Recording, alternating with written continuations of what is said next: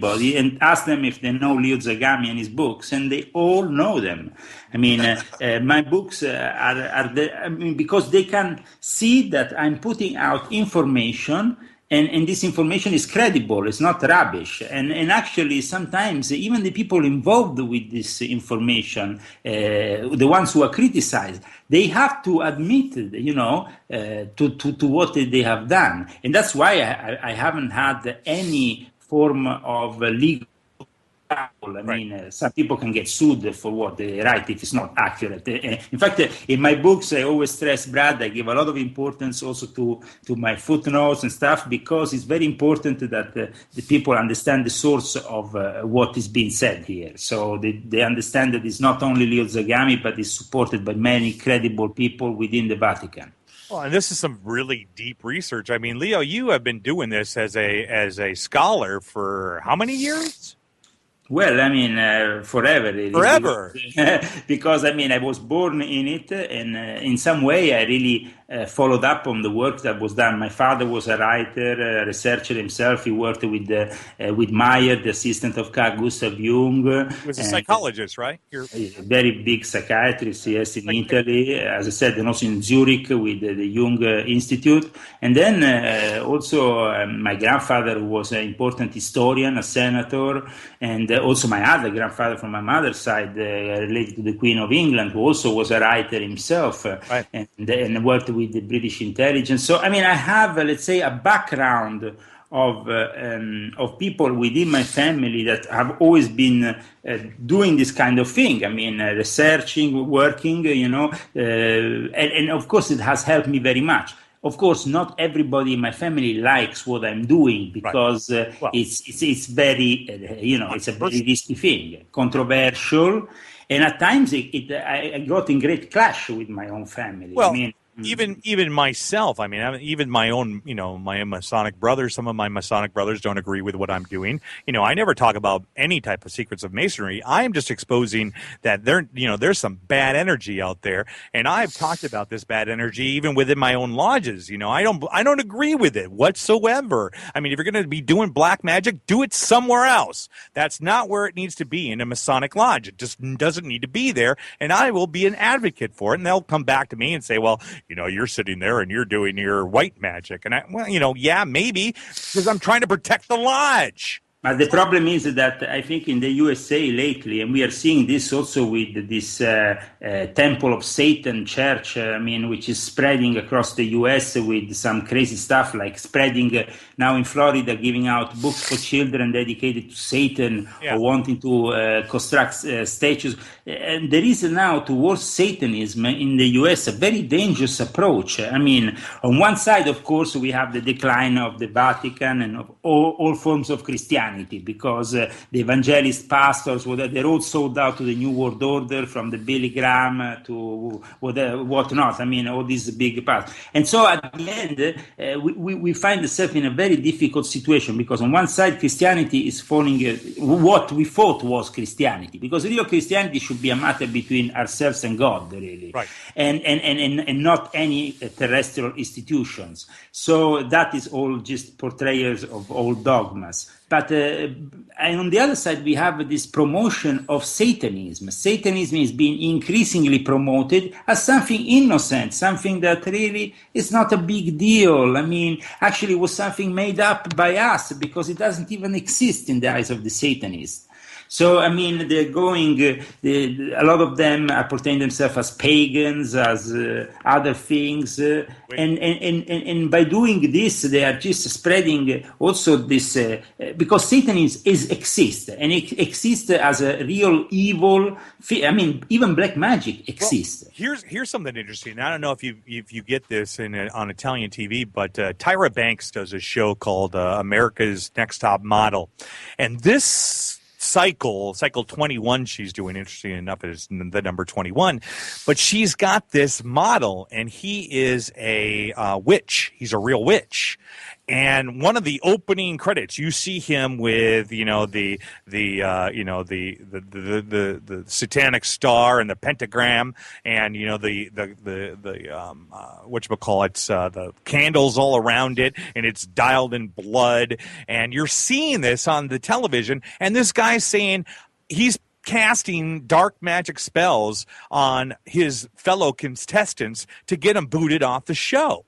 And this is happening on live CW type of networking.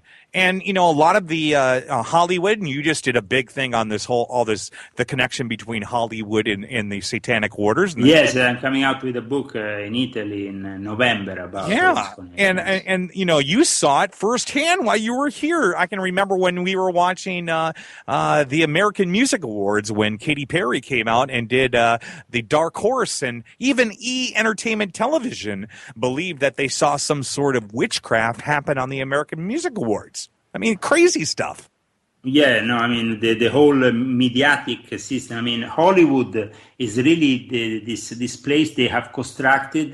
The Freemasons actually originally constructed, and then it was taken over by occultists. We have to understand that the first mass of the OTO in the world, following the Crowley Gnostic mass, was done in Hollywood. And it was actually the Hollywood branch of the OTO, the first really successful branch of Crowley's endeavors. Well, Hollywood, where the Hollywood Masonic, the first Masonic lodge in Hollywood is, and what they use it for right now, right? Absolutely. I mean, it's there in the center of Hollywood Boulevard. I mean, exactly. It's in front of where they deliver the Oscars, Jimmy, and then we have... Yeah, right across the street, you have the Dolby Theater, which is filled with Anunnaki and Nephilim type of artwork. Sure. This is the Anunnaki is very interesting because it's based on an old movie. Now I kind of forget the name of the director, but it's very controversial because apart from being a Freemason, he made also a movie on the KKK, glorifying the KKK. Who's the original Grand Master of the KKK? That's also a Freemason. Of course, we have the involvement of Albert Pike as a great wizard. We know that. In fact, there is also negative sides to the fraternity. Exactly. If we want to, be self-critical, I think that the important thing nowadays is to be self-critical. Something that Freemasonry has not really done and has not been really honest about is that Freemasonry has been infiltrated in the last 200 years, especially by all kinds of sects. And these sects really don't follow the morality that is, preached in Freemasonry. Because, I mean, if you want to be really moral and ethic, you don't follow the OTO teachings, for example. Well, and another one is, a lot of people think that Aleister Crowley was actually a Freemason. He wasn't. He created the religion Thelema. No. I mean, he was a Freemason. We have to be honest about his Freemasonic. He was maybe not a regular Freemason because he was initiated into the Grand Lodge of France. Right. And the Grand Lodge of France is not considered regular by the United Grand Lodge of England. For the last 100 years, there's been this war, but in France there is a very big war even now within Freemasonry for the regularity of the various Grand Lodges. But at the same time, he was given also 33 degree by a very important Supreme Council, also irregular, but in the hands of the nobility. Because when we talk about in Mexico, but when we talk about irregular Freemasonry, we're talking about some very powerful individuals, Donnie, because irregular Freemasonry, for example, the Cherno Rite of the Ancient and Accepted Scottish Rite, which is not the Charleston Rite, it's a more occultistic rite and was practiced. It's the one, for example, referenced by Dan Brown when he did this book, because he wanted to find a more occultistic view of Freemasonry. Well, and there is Solomon Key is going to be the most closest thing to giving out the secrets of Masonry in any Hollywood production ever made. I mean, Hollywood was built up by Freemasons, then taken over by occultists, and of course it was inclined to do so by the very nature of what it is, because it is created as a fabric of illusions, and with people like Walt Disney, of course, that were not only the creators of innocent cartoons. Let's make sure that we get that right. No, but it's not a question of being a Mason. It's a question. He was a CIA. He was much more. He certainly was. Yeah. He was a great manipulator of propaganda. I mean, when Genius.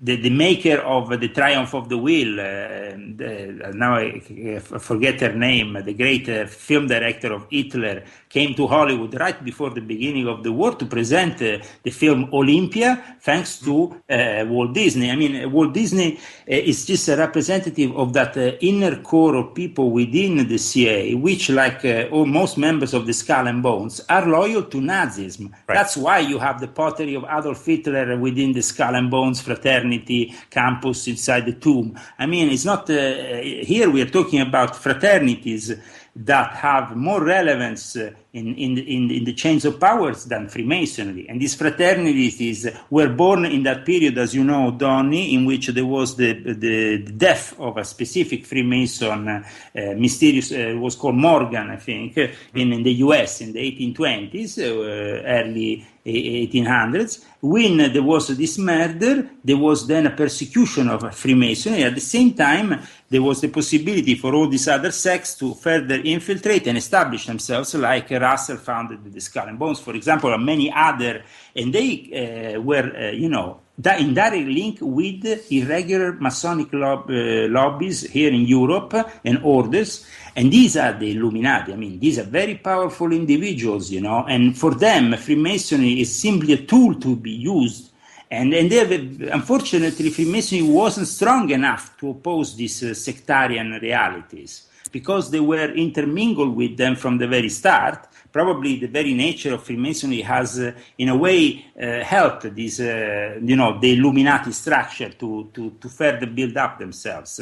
And we should now oppose all that. That's why the Freemason has to go back to be free Mason. I mean, free, exactly. And that's one of the reasons why I do this show. I being a Mason, you and I, Masons, we're really the only Masons out there really kind of putting this out and hoping for a better tomorrow. I mean, even you, Brad, kind of had a little bit of misconceptions in regards to Masonry until you met me and Leo, right?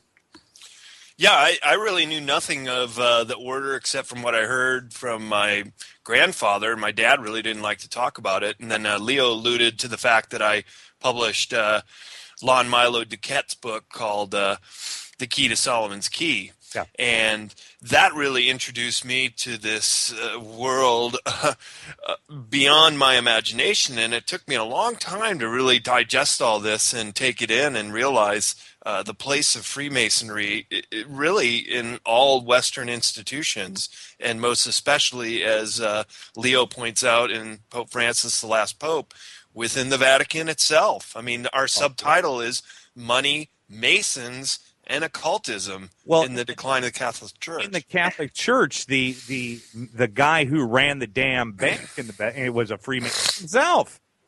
Absolutely. I mean, the most powerful lobbies in the Vatican are the gay lobby and the Freemason lobby, and sometimes they intermingle with each other. The problem is that, of course, most people say we don't have any evidence. For the first time, and Brad knows that very well because he's editing the book, we bring actual documents to show this evidence of this relation between Freemasonry and the Vatican. Actually, for the first time, we even have a letter sent by Grand Master of the Freemasons and with a cardinal to John Paul II. I mean, with some inside information which is not known to the public. I mean, these are hard evidence, as well as the diplomas and other evidence that shows the veracity of what is being stated in the book. Don't, Brad? I mean, I'm very accurate on that. All right. Well, we got about 4 minutes left in the show, guys. So I wanted to say, hey, we got 4:20 left in the show. Leo would have got a kick out of that one. Well, I think Leo, Brad. Leo, our little favorite little place in Long Beach, no longer. No. I mean, Brad has been appearing on the cover of a magazine, I think, in San Francisco. I saw you, Brad. You were involved, no? Oh, yeah. That was more of a favor to our friends at the SF Bay Guardian. They needed a cover model to lift weights, and Good. put a little something smoking in my mouth. So All right. Well, why don't we do this, guys? Hey, Leo, why don't you we got about 3 minutes left of the show here. Why don't you kind of give everybody a little bit of information on how you can get, how people can get a hold of you, how people can understand where you're from, where your stuff is. And also, Brad, why don't you do that? And I'm going to close out the show. I will leave it all to Brad because he's going to be my publisher, so he's going to know where all the books are and everything is happening. He has the timeline. So I want to say thank you for you, Donnie, for guesting me, and thank you to all the listeners, and to the next one. I love you, brother. You know I do from the bottom of my heart. Anyways, Brad, go ahead.